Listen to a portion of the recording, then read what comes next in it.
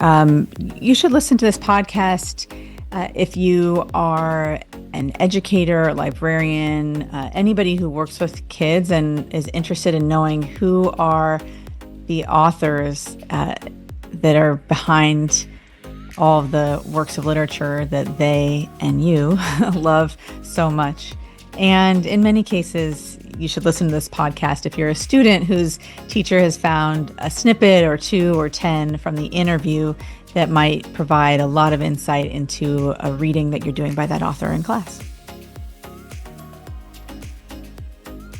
My name is Jordan Lloyd Bookey, and I have always been in education in some way, shape, or form since college. So whether it was I used to have my work study was at a theater company for young people.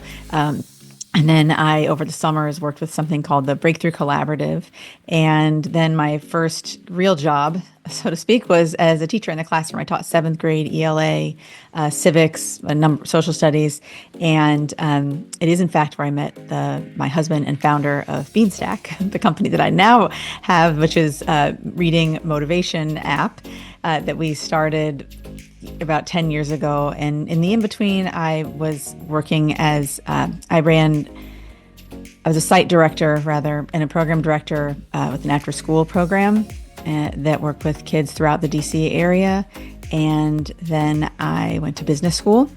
And after that, I worked at Google for probably about 7 or 8 years and eventually led their K-12 education outreach programs, and then started Beanstack with, as I mentioned, my husband and co-founder, Felix. And Beanstack is all about literacy and reading reading motivation, reading culture in our schools. So that is really my background in education. And I now have also a podcast called The Reading Culture Podcast, which is a deep dive with authors. And we can talk a little bit more about that, but that's all about reading and education.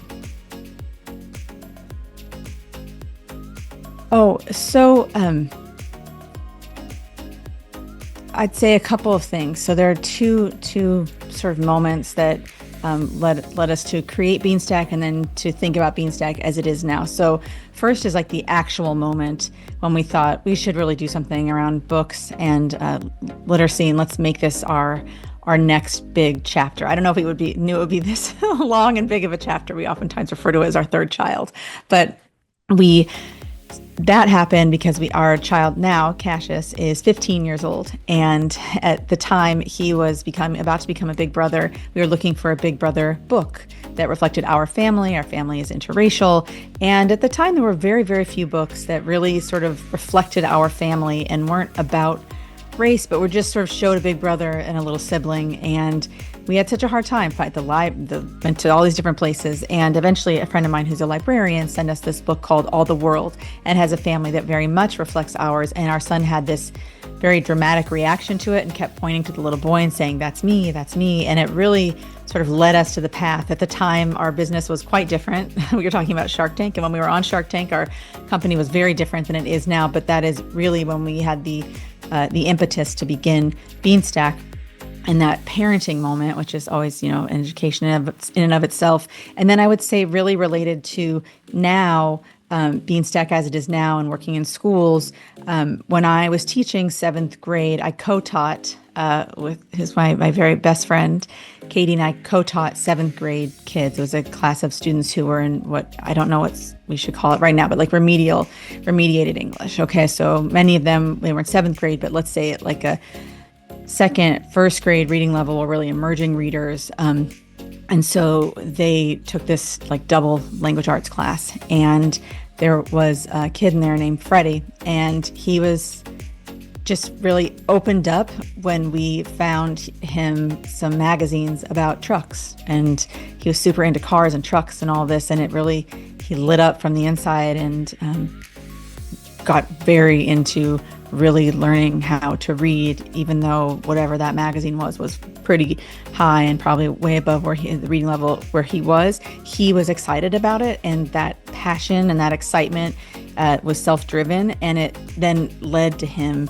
being very willing to, learn phonics basically at that time. And, that was in 7th grade, which was remarkable, and I think really stuck with me, and the importance of just letting kids have a choice and freedom in their reading, and really letting them guide that path. So my podcast, the Reading Culture podcast, is really the why of Beanstack, which is its relationship to our company. Sort of why are we excited about reading? Who are these people who make the magic that make kids so excited about worlds that are literally 100% in their heads and their minds, right?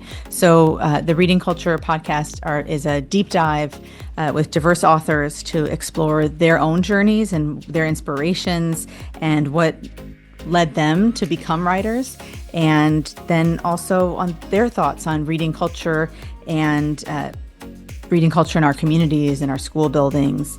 And yeah, that's really what the podcast is all about. It's a deep dive with these authors. And then at the end of every podcast, we always hear from a librarian or an educator about their tips and tricks or heartwarming story or something to really sort of bring home who is consuming and sharing all these books with their students. And I should have mentioned that they're primarily young adult and kid-lit authors. I've had so many amazing guests on the show. Some of my favorite conversations are the ones that go in really fun and unexpected directions. So oftentimes authors, they travel around and they're giving these sort of talks. If you've ever seen one, an author giving a talk about their own life, their own journey.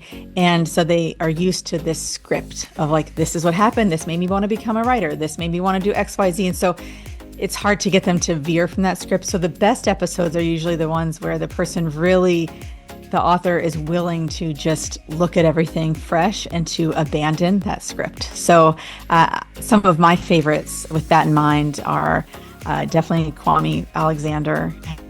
Great interview, and adults only last bit very end, but it's super funny and a great one. And I loved my conversation with Matt De La Pena. It was just really unexpected in so many ways. Nicola Yoon, Nick Stone. Those are some of my favorites. And then, of course, Karina Yan Glazer was my first interview, and that was a lot of fun. And she holds a very special place in my own heart. And then for my daughter, she's one of her all-time favorites. The podcast has we have a lot of exciting things happening with the podcast. We do not have seasons, so pretty much you can, unless we are on break, as right now I'm on spring break, unless we are on break, you can always count on an episode every other week. We have new episodes every other Wednesday, and remain consistent with that, with the exception of maybe one or two hiatuses throughout the year.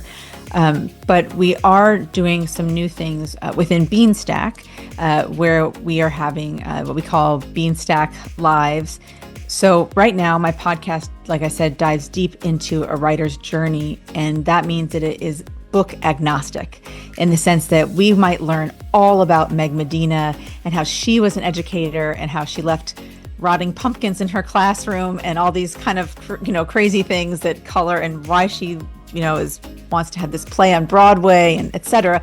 So we're learning kind of this whole variety of things about Meg.